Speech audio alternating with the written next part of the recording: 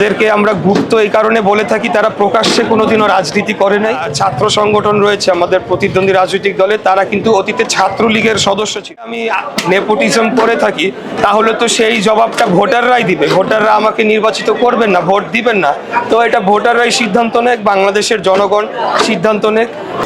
কোনো বিষয় থাকে যে আমার অভিজ্ঞতা নেই এবং আমি পারিবারিক সূত্রে বা উত্তরাধিকার সূত্রে আমি রাজনীতি করছি, তাহলে ভোটাররা তো আমাকে ভোটই দিবে না, তো ওনারা বিজয়ী হয়ে আসবেন, কোনো অসুবিধা। বিভিন্ন বট বাহিনী বলে যেটা আছে, সেটা যে আমাদের যারা প্রতিদ্বন্দ্বী রাজনৈতিক দল, তারা আমরা গুপ্ত এই কারণে বলে থাকি, তারা প্রকাশ্যে কোনোদিনও রাজনীতি করে নাই।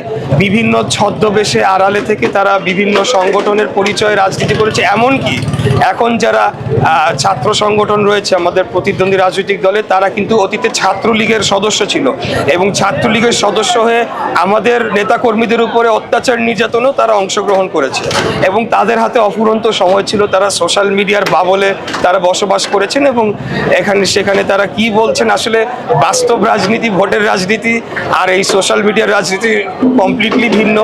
12.5 কোটি ভোটার, সাধারণ জনগণ আগামী 12ই ফেব্রুয়ারি ভোট দিবেন। তো আমার আসলে সোশ্যাল মিডিয়া এখন